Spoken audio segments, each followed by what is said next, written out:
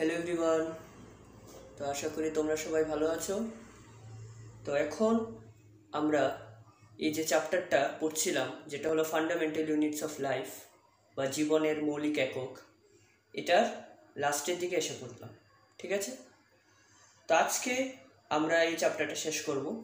ঠিক আছে, তো আজকে আমরা যে দুটো টপিক পড়ব, একটা হলো কি প্রোক্যারিওটিক সেল এবং ইউক্যারিওটিক সেলের ব্যাপারে জানবো। ঠিক আছে, এবং ওদের ভিতরে যে ওদের মধ্যে যে পার্থক্যটা এটাও দেখব। আরেকটা হলো প্ল্যান্ট সেল এবং অ্যানিম্যাল সেলের পার্থক্য দেখব। ঠিক আছে, তো চলো আমরা শুরু করি প্রোক্যারিওটিক সেল এবং ইউক্যারিওটিক সেল দিয়ে।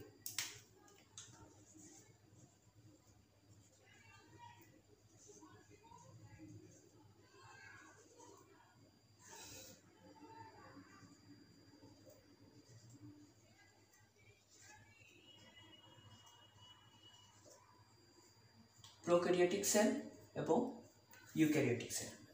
ঠিক আছে, তো দেখো প্রোক্যারিওটিক সেল এটাকে যদি আমরা ভাঙি তাহলে প্রথম একটা ওয়ার্ড আসা হলো প্রো। ঠিক আছে, এবং আরেকটা হলো ক্যারিয়ন। ঠিক আছে, তো প্রো কথাটার অর্থ হলো এখানে বিফোর মানে আগে, এবং ক্যারিয়ন কথাটার অর্থ হলো নিউক্লিয়াস। তো এটাকে যদি আমরা একসাথে লিখি প্রোক্যারিওট বা প্রোক্যারিয়ন, এটা হলো বিফোর নিউক্লিয়াস মানে নিউক্লিয়াসের আগে।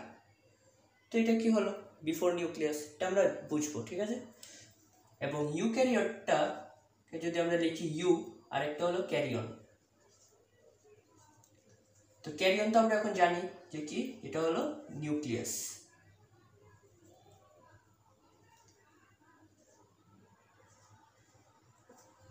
ক্যারিয়ন মানে কি নিউক্লিয়াস, এবং ইউ হলো ট্রু। তো ইউক্যারিওটটা কি হলো ট্রু নিউক্লিয়াস মানে সত্যিকারের নিউক্লিয়াস। তো এটা আমরা বুঝবো কি কথাগুলোর মানে। ঠিক আছে, তো প্রোক্যারিওটিক সেল কবে অরিজিনেট হয়েছে, কবে প্রথম আমরা পেলাম প্রোক্যারিওটিক সেলকে? So it was first originated about 3500 million years ago. ঠিক আছে, তো prokaryotic cell it was originated about 3500 million years ago. ঠিক আছে, এবং eukaryotic cell it was originated about 2500 years ago. তো প্রোক্যারিওটিক সেল কবে 3500 মিলিয়ন ইয়ার্স ago, এবং prokaryotic cell হলো 2500 ইয়ার্স ago। এটা একটা অ্যাপ্রক্সিমেট, মানে এটা একদম যে ঠিক এমন না, এটা আমরা ধরি 3500 ইয়ার্স ago এবং 2500 ইয়ার্স ago। ঠিক আছে, এখন নেক্সট পয়েন্ট হলো prokaryotic cell they lack nuclear membrane, আর ইউক্যারিওটিক হলো দে হ্যাভ নিউক্লিয়ার মেমব্রেন। তো প্রোক্যারিওটিক সেলে কি হয়, আমরা নিউক্লিয়াস যখন পড়েছিলাম তখন আমরা দেখেছিলাম যে নিউক্লিয়াসের চারিদিকে একটা মেমব্রেন থাকে, মেমব্রেন দিয়ে কভার করা থাকে, যেটা হলো নিউক্লিয়ার মেমব্রেন। তো এই যে নিউক্লিয়ার মেমব্রেনটা এটা প্রোক্যারিওটিক সেলে থাকে না। ঠিক আছে, দে ল্যাক নিউক্লিয়ার মেমব্রেন, এবং ইউক্যারিওটিক সেলে এটা থাকে, দে হ্যাভ নিউক্লিয়ার মেমব্রেন। তো দেখো কি হয়, আমরা জানি যে নিউক্লিয়াসের ভিতরে কি থাকে, ডিএনএ। ঠিক আছে,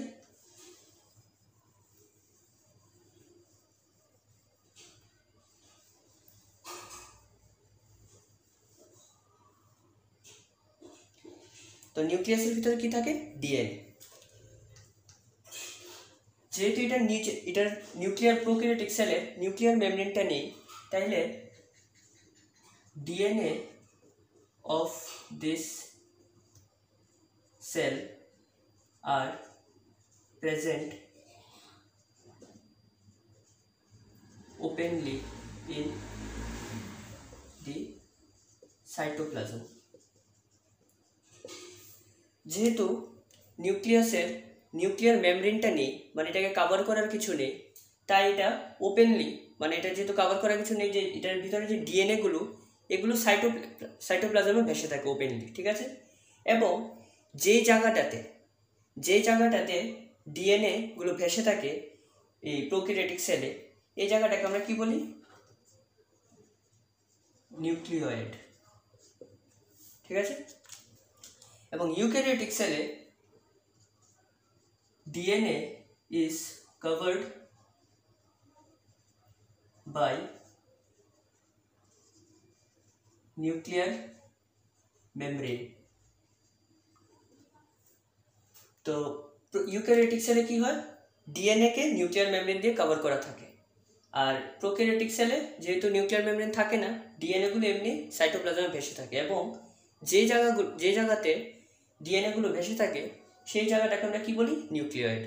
তাই আমরা প্রোক্যারিওটিককে কি বলি? বিফোর নিউক্লিয়াস, মানে নিউক্লিয়াসটা এখানে এত উন্নত না, ডেভেলপড না, ঠিক আছে। এই জন্য আমরা প্রোক্যারিওটকে কি বলি? Before nucleus.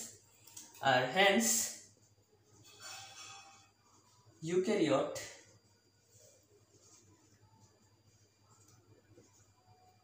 are known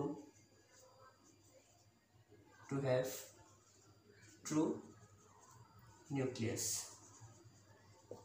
আর যেহেতু ডিএনএ দিয়ে কভার করা থাকে, নিউক্লিয়ার মেমব্রেন দিয়ে ডিএনএ কভার করা থাকে কোথায়? ইউক্যারিওটিক সেলে। তাই আমরা ইউক্যারিওটিক সেলকে কি বলি? ট্রু নিউক্লিয়াস, ঠিক আছে। তো এটা হলো একটা ডিফারেন্স প্রোক্যারিওটিক সেল এবং ইউক্যারিওটিক সেল। তো নেক্সট ডিফারেন্স চলো দেখি। প্রোক্যারিওটিক সেলে membrane bound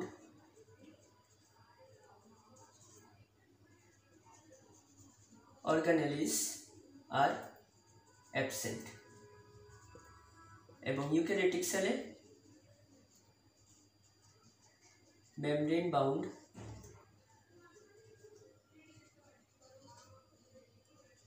organelles are present, ঠিক আছে।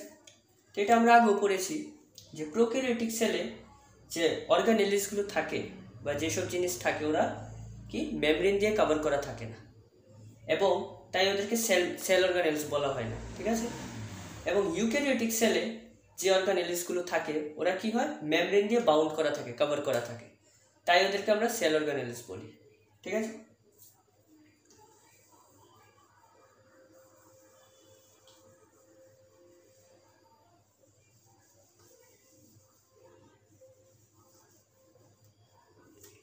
নেক্সট ডিফারেন্স হলো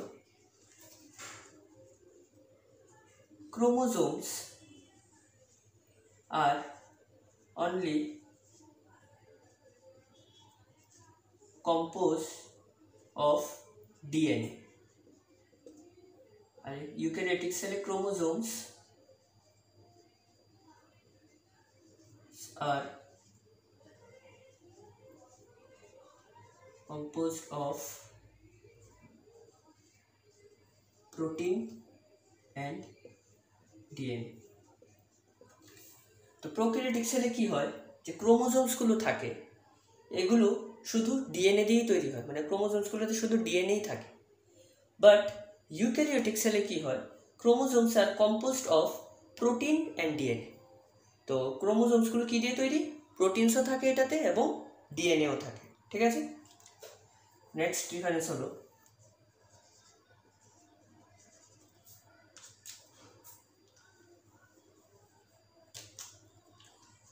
cell wall is made up of murin এবং ইউক্যারিওটিক সেলে cell wall is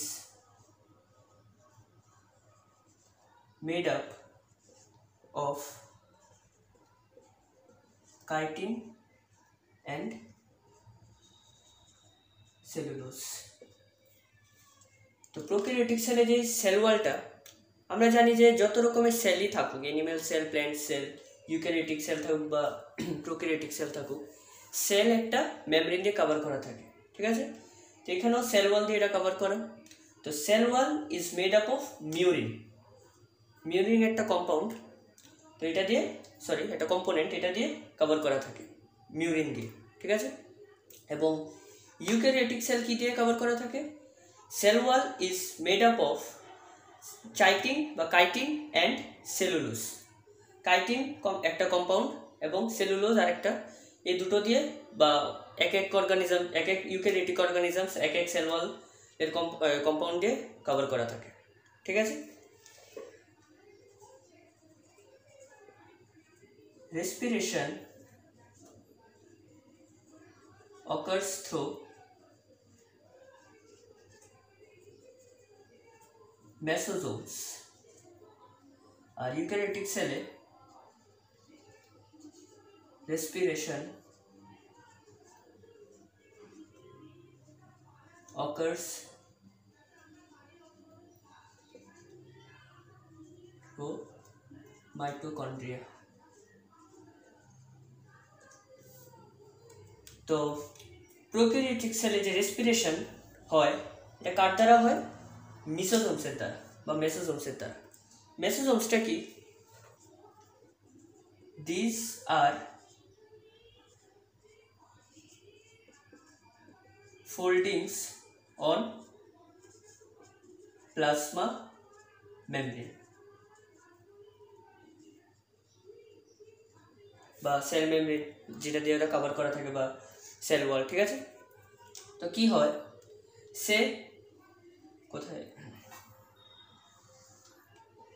এটা একটা সেল, ঠিক আছে, এবং এটা হলো প্লাজমা মেমব্রেনটা, যেটা দিয়ে এটা কভার করা থাকে।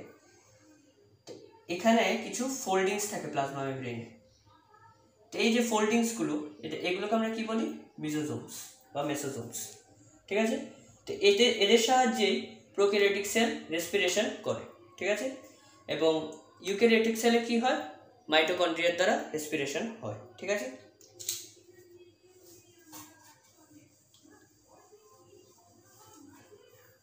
এবার হলো এক্সাম্পল,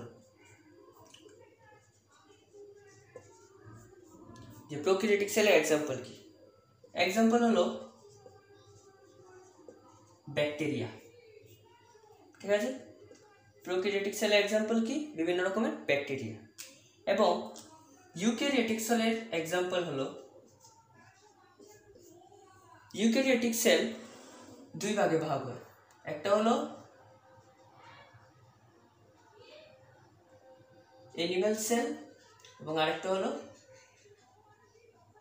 প্ল্যান্ট সেল, অ্যানিমাল বা প্ল্যান্টস, ঠিক আছে। তো এক্সাম্পল তুমি নিতে পারো ফানজাই, অ্যালগি এবং বিভিন্ন প্ল্যান্টস, অ্যানিমালস এটসেট্রা, ঠিক আছে। তো এগুলো হলো কিছু ডিফারেন্স বিটুইন প্রোক্যারিওটিক সেল এবং ইউক্যারিওটিক সেল। তো নেক্সট আমরা যেটা দেখব সেটা হলো ডিফারেন্স বিটুইন প্ল্যান্ট সেল এবং অ্যানিমাল সেল, ঠিক আছে। তো এখন আমরা যেটা দেখব সেটা হলো প্ল্যান্ট সেল এবং অ্যানিমাল সেলের মধ্যে ডিফারেন্সটা কি, ঠিক আছে। প্ল্যান্ট সেল, অ্যানিমাল সেল, ঠিক আছে। Plant sell large in size, smaller in size। তো প্ল্যান্ট সেল হলো প্ল্যান্ট সেল যে থাকে এগুলো হলো একটু বড় সাইজের, লার্জার ইন সাইজ। এবং অ্যানিমাল সেল কি? ছোট, প্ল্যান্ট সেলের তুলনায় খুব ছোট, ঠিক আছে। Sell wall is present, sell wall is absent. তো প্ল্যান্ট সেলে কি? সেল ওয়াল প্রেজেন্ট থাকে, এবং অ্যানিমাল সেলে কি হয়? সেল ওয়াল অ্যাবসেন্ট থাকে, ঠিক আছে।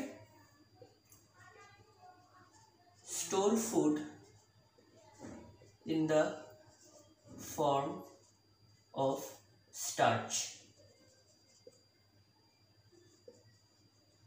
Store food in the form of glycogen. ঠিক আছে? তো প্ল্যান্ট সেল কিভাবে ফুড স্টোর করে? Plant sell store food in the form of starch হিসাবে ওরা যে কোনো ফুড স্টোর করে। এবং অ্যানিম্যাল সেল কীভাবে ফুড স্টোর করে? Store food in the form of glycogen হিসাবে অ্যানিম্যাল সেল ফুড স্টোর করে। ঠিক আছে?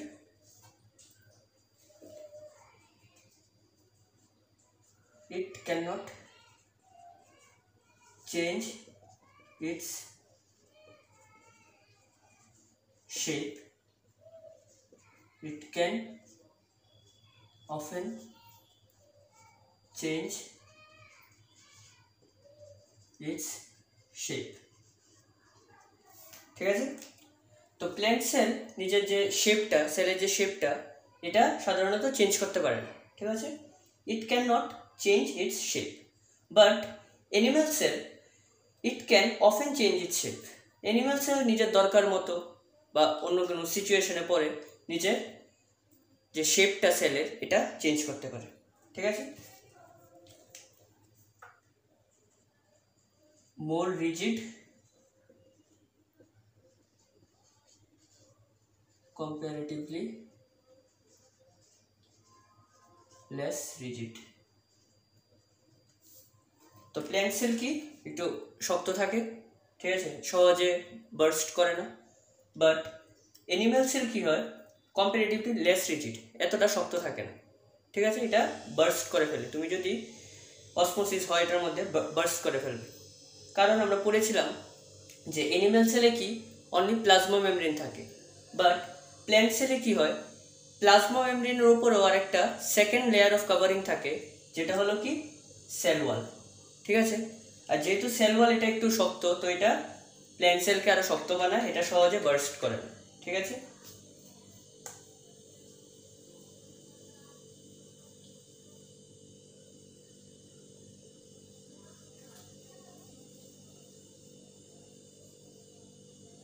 নেক্সট যেটা হলো nucleus is on the side of the cell. Our nucleus, animal cell, nucleus is in the center of the cell. তো কি হয়, plant সেলে যে নিউক্লিয়াসটা এটা একটু সাইডে থাকে, সেন্টারে থাকে না ঠিক। এটার কারণ হলো যে প্ল্যান্ট সেলে যে ভ্যাকিউলটা এটা খুব বড় হয়। ঠিক আছে? তো এটা সেন্টারে থাকে। ঠিক আছে? আর নিউক্লিয়াসটা কি হয়, এটা একটু সাইডে থাকে। আর অ্যানিম্যাল সেলে কি হয়, যেহেতু ভ্যাকিউলস থাকে না, তাই nucleus is in the centre of the cell, নিউক্লিয়াসটা সেলের সেন্টারে থাকে। ঠিক আছে? প্ল্যান্ট সেলে কি হয়, Golgi bodies are scattered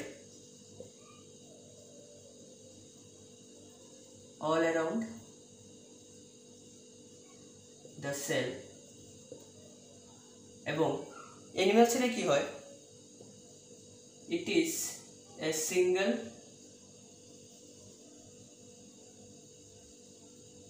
complex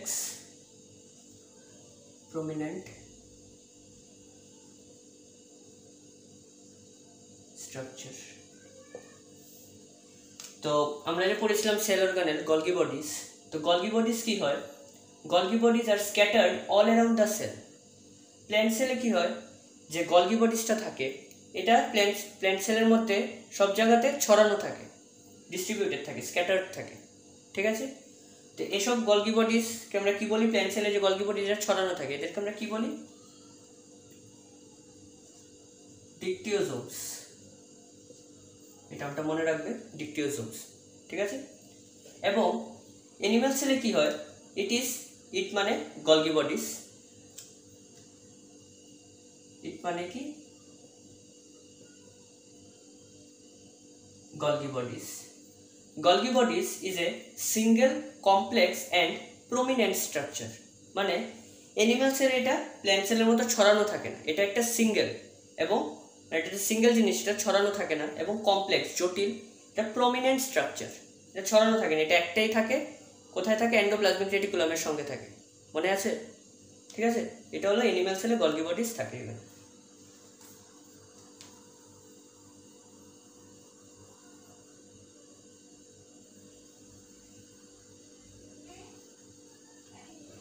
তো নেক্সট যে ডিফারেন্সটা এটা হলো লাইসোজোমসের উপরে। লাইসোজোমস আর অ্যাবসেন্ট, ঠিক আছে?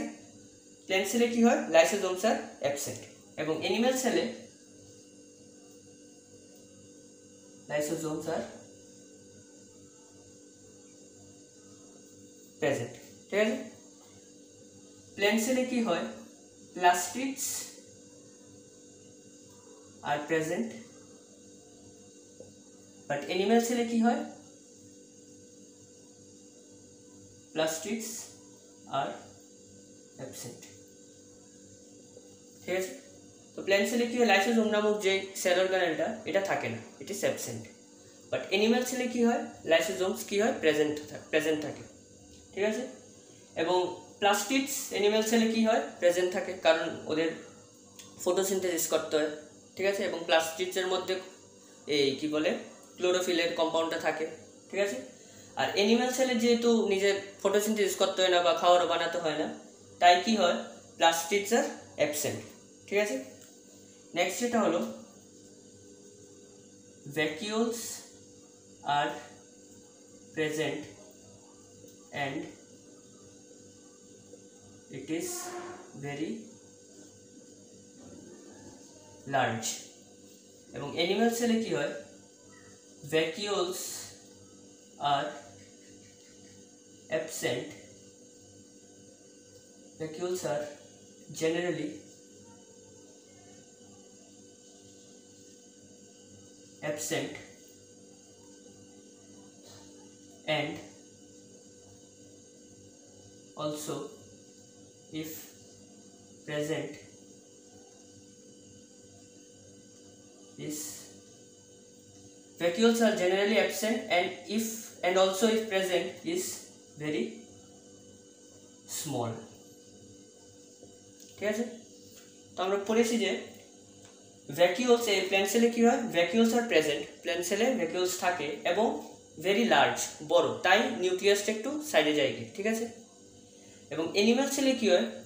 ভ্যাকিউলস আর জেনারেলি অ্যাবসেন্ট, মানে সাধারণত ভ্যাকিউলস থাকে না, বাট যদিও থাকে কিছু কিছু অ্যানিমাল সেলে থাকে। যেমন এক্সাম্পল আমরা পড়েছিলাম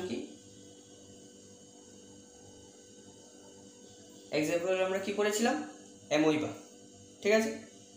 তো এদেরতে থাকে কি থাকে? ভ্যাকিউলস, এবং যদিও থাকে ছোট্ট, বেশি বড় থাকে না, ঠিক আছে? এখন হলো নেক্সট ডিফারেন্সটা,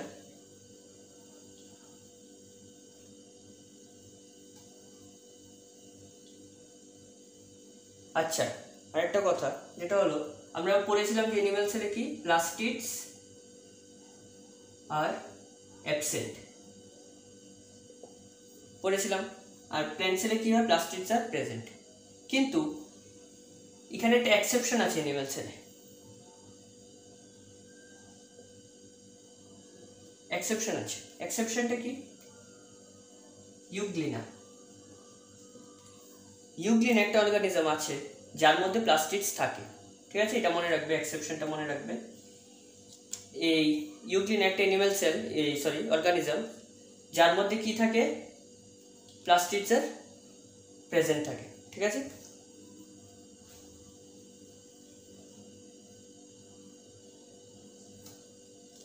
তারপর হলো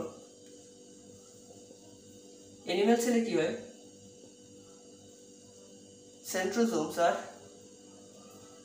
অ্যাবসেন্ট, এবং প্ল্যান্ট সেলে কি হয়? সেন্ট্রোজোমস আর অ্যাবসেন্ট, এবং অ্যানিমাল সেলে সেন্ট্রোজোমস আর প্রেজেন্ট। প্ল্যান্ট সেলে কি হয়?